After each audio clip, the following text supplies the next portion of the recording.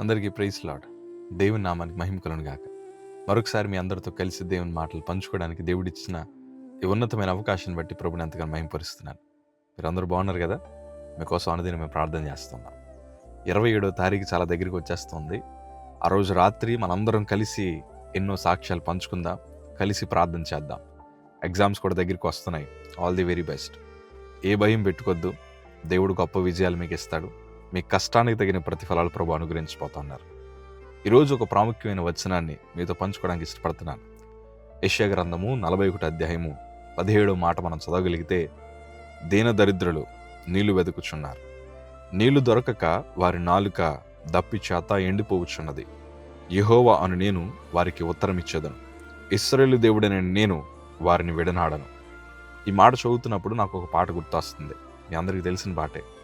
జీవనదిని నా హృదయంలో ప్రవహింప చేయుమయ్యా, ఎండిన ఎముకలను తిరిగి జీవింప చేయగలిగిన దేవుడని మనం పాట పాడుతుంటాం. వాస్తవానికి చాలామంది జీవితాలు జీవము లేని జీవితాలుగా కనిపిస్తున్నాయి, ఎండిపోయిన జీవితాలుగా కనిపిస్తున్నాయి. ఈరోజు దేవుని బిడలైన మనందరితో ప్రభు మాట్లాడుతున్నాడు. ఆయన తన బిడలను ఎప్పుడు విడిచిపెట్టే దేవుడు కాదు. ఆయన తన బిడలను ఎప్పుడు విడనాడే దేవుడు కాదు. ఈరోజు నువ్వు మొరపడితే ప్రభు నీకు ఉత్తరం ఇస్తాడు.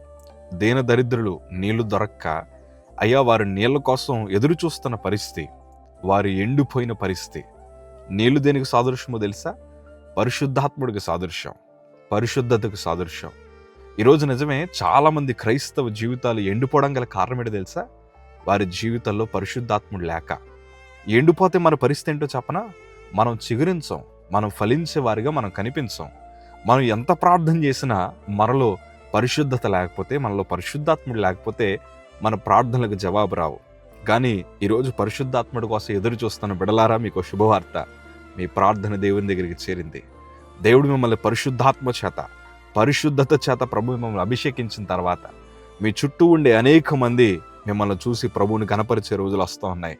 ఈరోజు ప్రార్థన చేయండి, ప్రభా పరిశుద్ధాత్మ చేతను నింపండి. ఈ ఎండిన బ్రతుకులు ఫలించాలి ప్రభా. ఈ ఎండిపోయిన జీవితాలు చిగురించాలంటే 100% నువ్వు పరిశుద్ధాత్ముడి కోసం ప్రార్థన చేయాలి, దేవుని కోసం వెతకాలి. ఆశగల ప్రాణాన్ని తృప్తిపరిచే దేవుడు.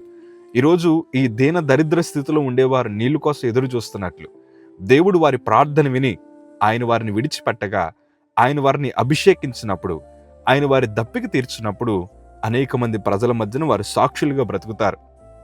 ఎందుకంటే హన్నా కూడా ఒకసారి ఇట్లా ప్రార్థన చేసింది, అయ్యా దరిద్రులను అధికారులతో కూర్చోబెట్టగలిగిన దేవుడివి, దేవుడికి అసాధ్యమైంది ఏదీ లేదయ్యా. ఈరోజు నీ వెతుకులాట, నీ తాపత్రయం దేనికోసం ఉండాలంటే, ప్రభా పరిశుద్ధాత్మ చేత నేను నింపబడాలి, పరిశుద్ధత చేత నేను ఉండాలి ప్రభా, నేను బ్రతకాలి ప్రభా అని నువ్వు కోరుకొని నువ్వు ప్రార్థన చేసినప్పుడు దేవుడు నీ మొరను ఆలకించి నేను పరిశుద్ధత చేత నింపి, పరిశుద్ధాత్మ చేత నేను అభిషేకించి ఎండిపోయిన నీ జీవితాన్ని ఈరోజు నా ప్రభు మార్చబోతున్నాడు. అనేక మంది నిన్ను చూసి గొప్ప సాక్ష్యం చెప్తారండి. అలాంటి గొప్ప సాక్ష్యాలు మనం అనేక మంది మధ్యన మనం గొప్ప సాక్షులుగా నిలబడాలి. ఈరోజు నీ కుటుంబం ఎండిపోయిన కుటుంబంగా అనేక మందికి కనిపిస్తుందేమో. ఈరోజు నీ జీవితం ఎండిపోయిన జీవితంగా అనేక మందికి కనిపిస్తుందేమో. ఈరోజు నా పరిశుద్ధాత్మ దేవుడు మీ అందరినీ నూతన ఆత్మ చేత దేవుడు మిమ్మల్ని నింపి ఎండిని మీ బ్రతుకుల్లో గొప్ప ఫలభరితమైన జీవితాల్ని ప్రభు అనేక మందికి కనిపించేలాగా దేవుడు మిమ్మల్ని అభిషేకించబోతున్నాడు. నమ్ముదాం. నమ్ముట మిమ్మల్ని అయితే మన దేవునికి సమస్తము సాధ్యమే. ఈ వాగ్దానం ప్రభు మీ జీవితంలో నెరవేర్చెదరుగాక. ఆమేన్.